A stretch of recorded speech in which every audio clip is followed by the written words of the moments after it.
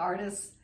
We are going to do a little 5th, 6th grade project based on the element of art space, pretty much. And we're going to build on what we first did as the interior part of our mandala by building a second ring and having that be where the first ring was about self, the second ring is about community. And then later on, we'll do a future one for our third ring of our mandala. So talking about space, what it really ends up being that we will do this with is a 1-point perspective. So this is kind of a lesson about perspective. And 1-point perspective is really technical, but if you're really patient, it's also super easy, super straightforward. So in saying that, we've got say you have a piece of paper, you put a point on it, and that's the keystone for every other mark that you make on this paper. And so the easiest thing to do is to make a road, and I'll just darken these down, and you put your ruler always on that point, and then wherever it ends up down here. So say that's your road, and you can, you'd actually put bigger and bigger. You'd have these measured so they're bigger and bigger as they come forward and smaller as they go back. You can use your eraser. Make sure you have a pencil, eraser, and ruler on hand for this lesson because you'll need all of those. I've done a lot of erasing so far already. So if you're making a curb, you don't want to put the building straight to the street. That never happens. So to kind of make a sidewalk and curb, you would make that curb, and this is kind of a big curb, but I made one right here. And then the sidewalk, it's really narrow the way I made it, but this is just for us to figure out the angles. And so everything disappears at that vanishing point. That's your key point, and that's the 1-point perspective. And then everything else keys off of that. So you need to go straight across based on this edge of the paper line for everything that's going straight across, and then straight up and down for every vertical, which that's where you can kind of go wrong, and it can lose, this is why it's really better to do it with a ruler than freehand, because freehand you tend to want to slant it one way or another. You can see how then I started my building. So this side of the building is facing me, so it'll be straight forward,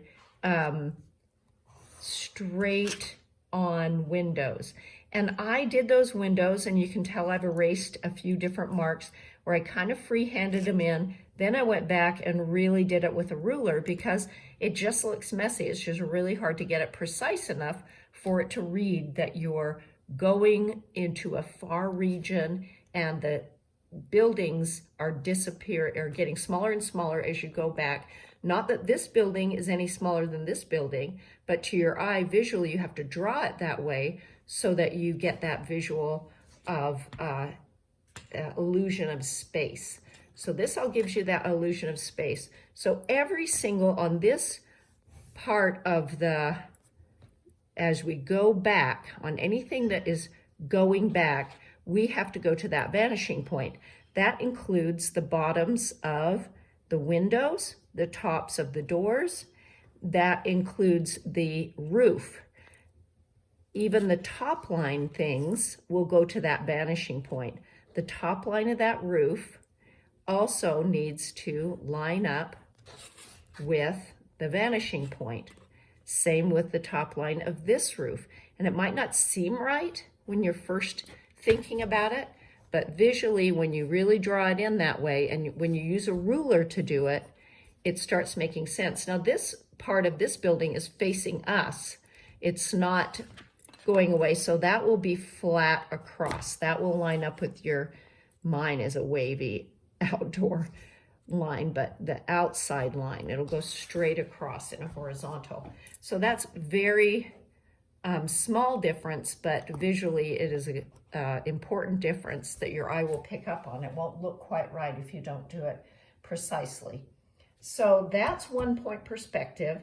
And in order to translate this onto your mandala, you've been given a round circle template. So remember on the inside of, I'm trying to remember where I drew this. On the inside of your template, we've done our self portion of the mandala where we did the blind contour drawing. So that's what goes here. So that'll just be blank. And this is the part that we are dealing with.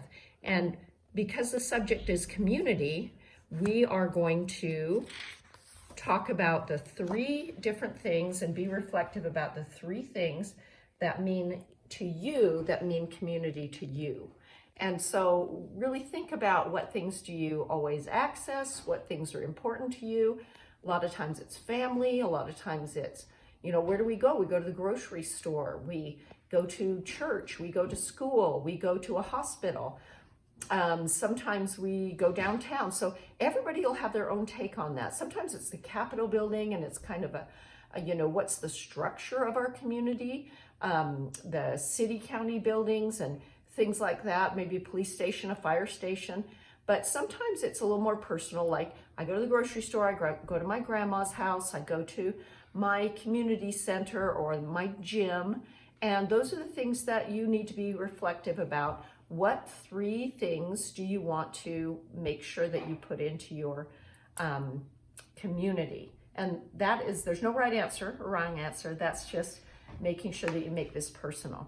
So to that end, this is where you start using your 1-point perspective to build those things. So if I say, oh, I think I started building it over here. Well, you can even have a square outside. I wanted to tell you that about if you're looking up, we'll have that viewpoint with a 1-point perspective of being on the ground looking up at the tops of these buildings instead of looking down a road, but it amounts to the same thing. So for mine, say, okay, I started building, and this being the key point, your vanishing point, everything with your ruler is going to end up, your ruler's going to be stuck to that there, and then it's going to move around here to make all your lines. You can see how these lines of the building, you know that building is square, but to our eyes, you have to draw it so it gets narrow at the top, so it looks like you're looking up towards the sky. I've drawn and I tried to freehand it, but honestly, you'll always get a little bit wavy, so it makes sense to really take your time and use a ruler to make those lines really definitive.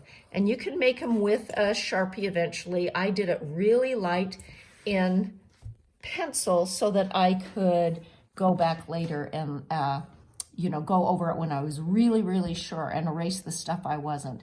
Also, in between my buildings, I think what's important to me is kind of how you get from here to there and some nature. And so I've put some trees in. I've even put a light post in, some traffic signals. Remember that basics of composition are big things, little things, medium-sized things. What makes everything interesting is those details you add. There's the big shapes of the buildings, then there's the medium shapes of maybe the sign of the building, the big windows, and then the little details, the shopping cart, the little signs that maybe I'll put on the door that say, you know, nothing but service animals or whatever they say, wear a mask. And then in between this building and whatever I decide this building is going to be, what's important to me personally, I put little houses, little community. Also, maybe I make this a little road. Okay, so the other thing I've almost forgotten to be really specific about with a round 1-point perspective is the top line has to always reflect this circle. So the roundness of the top line is important. So the top of the building isn't straight across. That won't make sense. You've got to, and how I do it is I get a string and I put it around a pencil, and you have to keep your pencil way straight up and down, because if I go like this, you can see how much variation there is in this pencil. Got to make sure it's perfectly perpendicular to my paper, and then I hold it down with my thumb on that vanishing point, exactly where I want that building top to be, and then I can push down and make sure that that is circular, just to reflect the top of that circle that we're drawing on for your mandala. So all your buildings will reflect the top line of being a circle, not flat, just as the secondary problem for 1-point perspective in a circular way. So I've done a grocery store, I've done a little community here, maybe I've put a road in, and you can tell my road, also every horizontal line, instead of being flat the way it was here, where I had to be flat against my outside line, I have to be curved to reflect this outside line and the inside line.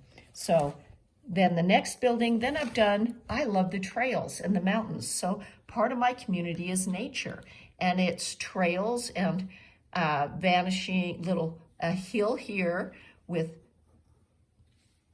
the bigger nature being bigger up close. So these bushes are the same size as this bush, but remember the foreground, midground, background, they get smaller and smaller to trick your eye into thinking of space and making it look like space. Same with this trail. This disappears behind this hill. You pick it up here, and then it winds up this mountain and kind of disappears. Some clouds. So as I go along, I just add all those details. I'll add some grasses, maybe I'll add a little rabbit, who knows.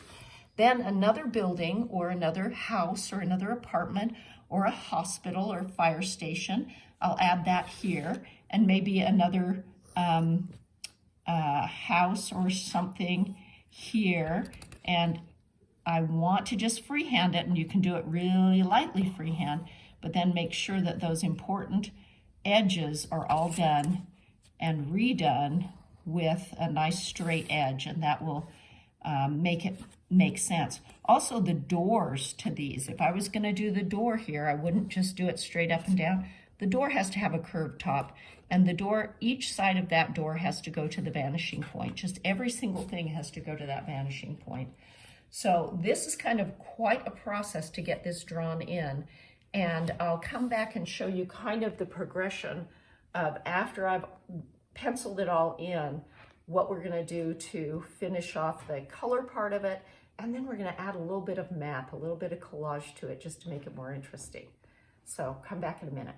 So after you've carefully drawn in pencil on your round paper that you should have gotten from school, your 1-point perspective, remembering all the round parts and how to go to the vanishing point, then I've taken it to on a bigger scale so that you can see a little bit more of the detail. So I started with a collage thinking that might be easy. I found that to be super difficult and really confusing. So I ditched that idea. This is part of the process of figuring this out, and decided the materials to use would be drawing. This is going to be complicated enough to draw it to the vanishing point, and I did it in pencil, and then I went over it in Sharpie.